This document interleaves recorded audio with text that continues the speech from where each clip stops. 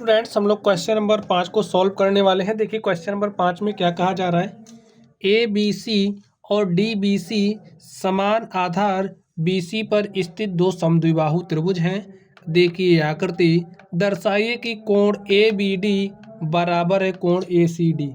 हमें क्या दिखाना है, यहाँ पर ये जो कोण ए बी डी है, यानी कि इस वाले एंगल की बात कर रहा है, ए सी डी इसकी बात कर रहा है, तो इसको हमें इसके बराबर दिखाना है। तो चलिए हम लोग देखते हैं।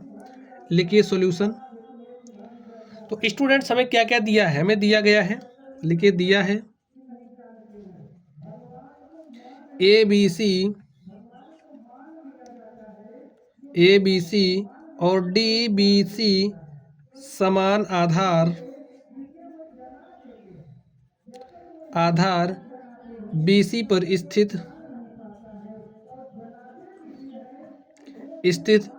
दो समद्विबाहु त्रिभुज हैं।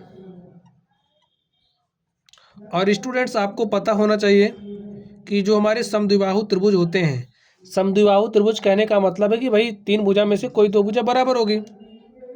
अब यहाँ पर आप लोग ध्यान से देखिए, अगर ए लाइन इस तरीके से खींचा, इसके कहने का मतलब है ये जो भुजा ए बी है बराबर है ए सी के। ए बी बराबर ए सी, ए में दिया है, ठीक है, फिगर में दिया ए बी बराबर ए सी। और स्टूडेंट, जब ए बी ए सी के बराबर है तो आपको पता होगा कि अगर हमारे पास कोई त्रिभुज है, ए भुजा इसके बराबर है, तो बराबर भुजा के सम्मुख कोण बराबर होता है, ए कोण इसके बराबर हो जाएगा। तो यहाँ से आप समझिए ए वाला जो एंगल है वो इसके बराबर होगा। लिखिए, जो हमारा एंगल ए बी सी है वो बराबर होगा एंगल ए सी बी के, ठीक। और देखिए, अब ये जो त्रिभुज आपका बी सी डी है, इसमें आप ध्यान से देखिए, तो इसमें आपको क्या मिलेगा, जो हमारा एंगल डी बी सी है,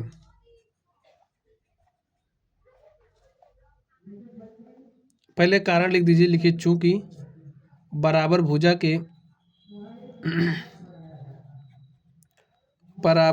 के सम्मुख कोण बराबर होता है।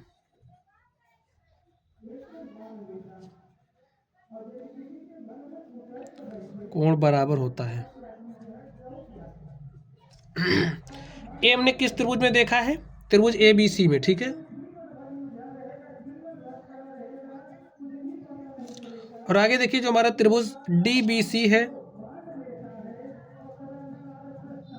त्रिभुज डी बी सी में आपको क्या मिलेगा, आप लोग ध्यान से देखिए।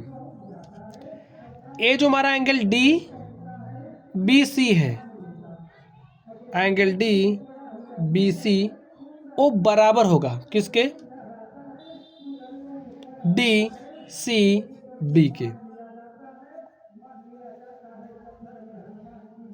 क्यों बराबर होगा, कारण लिख दिए, चूंकि बराबर भुजा के सम्मुख कोण बराबर होता है।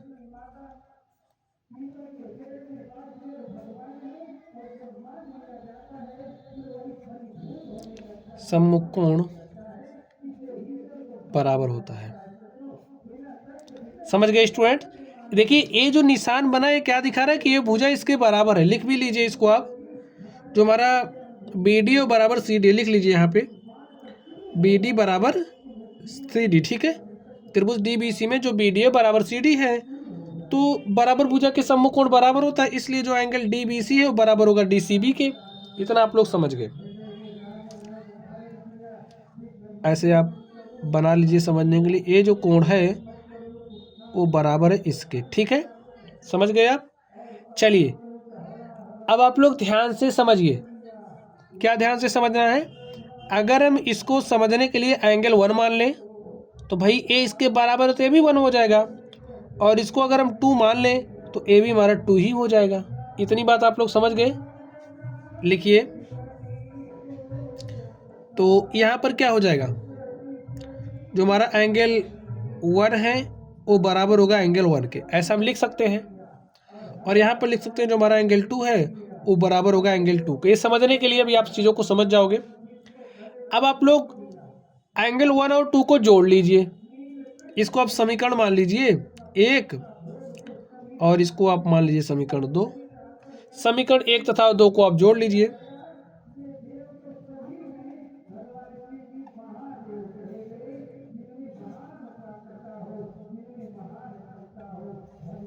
दो को जोड़ने पर तो जोड़िए 1 तथा 2 को। देखिए एंगल 1, भाई लेफ्ट हैंड साइड वाले को लेफ्ट हैंड साइड वाले में जोड़ लीजिए, राइट हैंड साइड वाले को राइट हैंड साइड में। तो 1 प्लस एंगल 2 ये बराबर होगा एंगल 1 प्लस एंगल 2 के। यही होगा स्टूडेंट्स। और आप लोग अब चित्र में ध्यान से देखिए, एंगल 1 में एंगल 2 को जोड़ेंगे तो हमें क्या मिलेगा। भाई इतने कोण में इतना जोड़ दोगे तो आपको ये पूरा बड़ा वाला मिल जाएगा। ये पूरा आपको बड़ा वाला मिलेगा। देखिए इतने में आप इतना जोड़ोगे तो आपको ये पूरा बड़ा वाला मिलेगा। और बड़े वाले का मान क्या है, ए बी डी। तो लिखिए एंगल ए बी डी बराबर हो, देखिए ये एंगल 1 है और इस एंगल 1 में जब आप एंगल 2 को जोड़ोगे तो आपको ये पूरा बड़ा वाला मिलेगा, पूरा ए वाला कोण मिलेगा। तो एंगल ए सी डी। समझ गए स्टूडेंट्स आप लोग। और ए हमें क्या दिखा रहा है कि A B D A C D के बराबर, यही तो हमें दिखाना था। तो लिख दीजिए proved angle A B D बराबर एंगल ए सी डी, यही हमें दिखाना था। आप लोग देख लीजिए ए बी डी को ए सी डी के बराबर दिखाना। तो स्टूडेंट्स इस तरीके से जो हमारा प्रश्न था हमने इसको सॉल्व कर लिया है। चलिए अगर आप लोगों को कोई भी डाउट हो तो कमेंट बॉक्स में कमेंट करना।